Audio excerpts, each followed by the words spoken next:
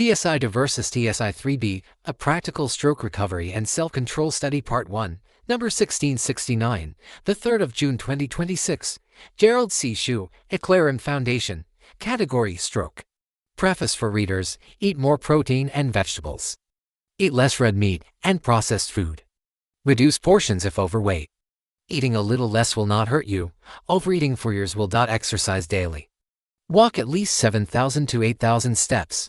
Drink 85 to 100 ounces to 0.5 to 3.0 liters of water daily. Sleep 6 to 7 hours each night. Manage stress. Avoid draining people and unnecessary conflicts. Put your health first. Wealth, fame, and power mean little without health and life. Introduction.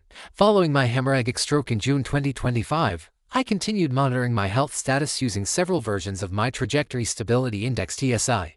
Among these models, TSI-2 and TSI-3B proved particularly useful because they combine the most important variables related to vascular and metabolic health.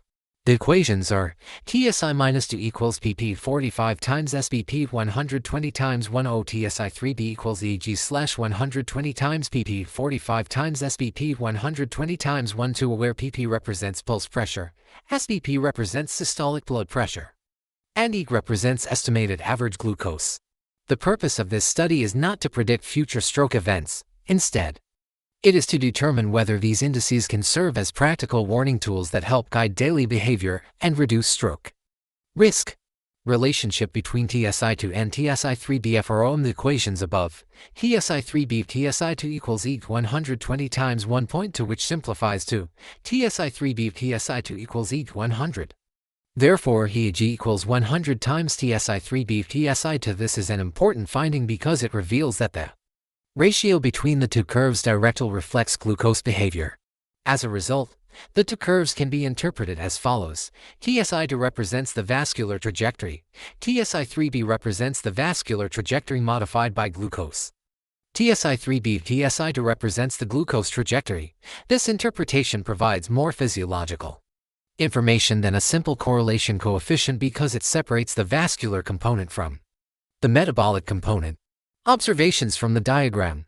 The diagram covers the period from August 2025 through June 2026, approximately 10 months after my stroke. Several observations are evident. First, both curves follow remarkably similar overall trajectories. They decline during late 2025, rise during the winter months, and then gradually decline again toward June 2026. This indicates that PP and SBP remain the dominant drivers of overall system behavior. Second, the TSI-3B curve remains below the TSI-2 curve during much of the observation period.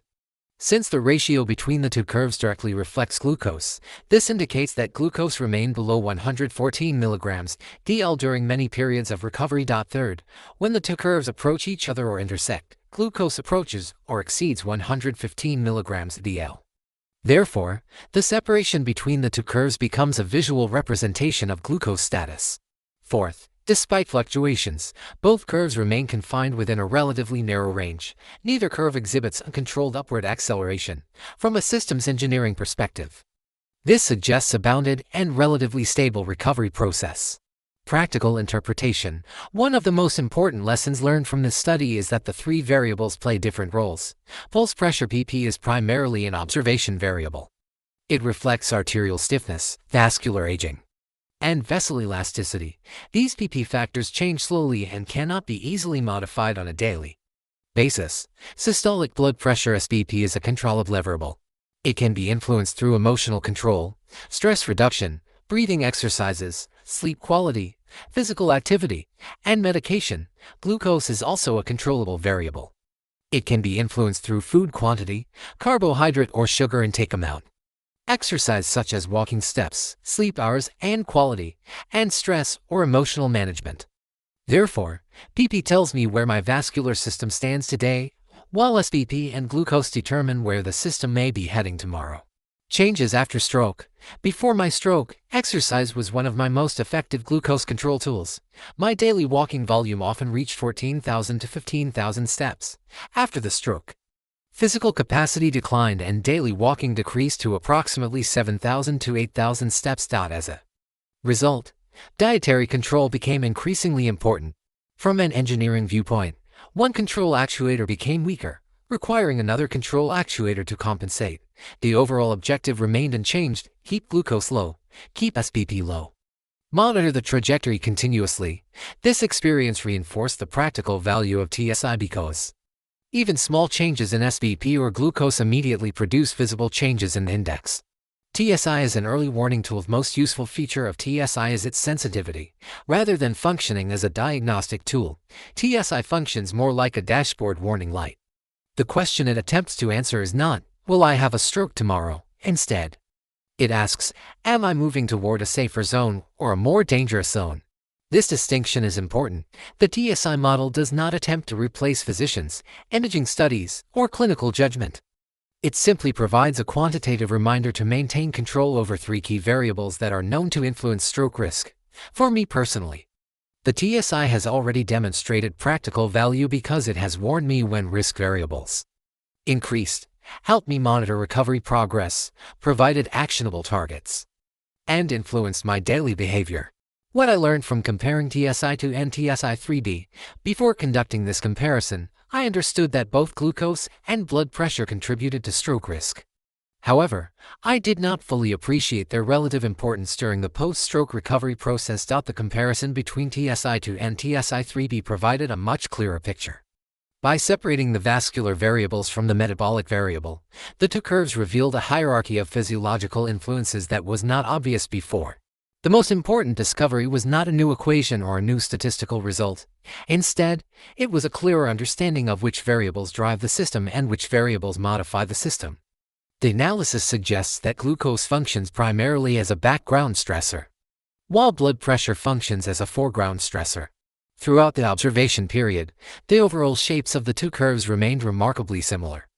This indicates that pulse pressure and systolic blood pressure largely determine the major direction of the trajectory.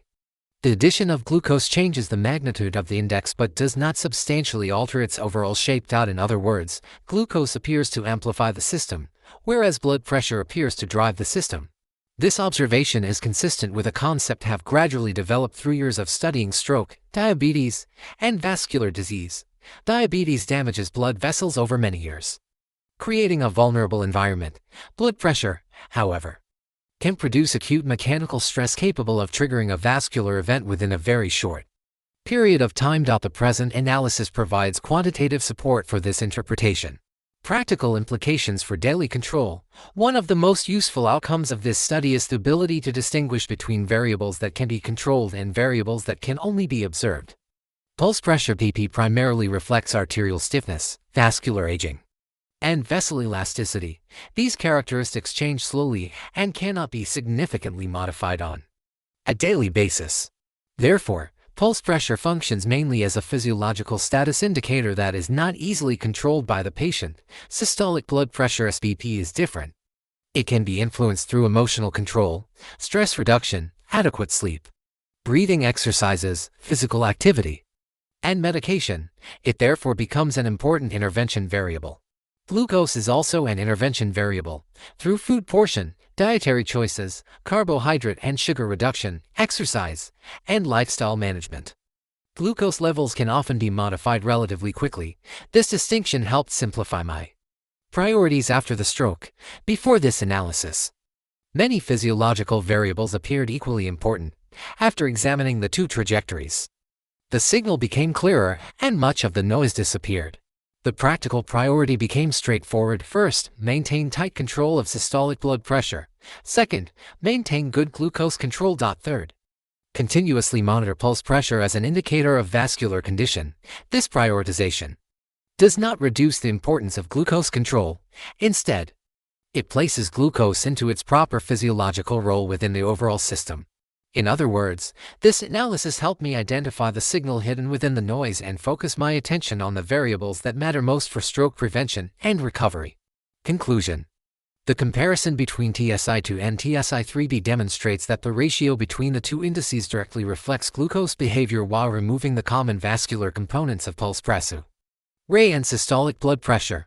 More importantly, this comparison revealed a hierarchy among the major physiological variables. The analysis suggests that pulse pressure functions primarily as a physiological status indicator, systolic blood pressure functions as the dominant controllable vascular variable, and glucose functions as an important background metabolic amplifier.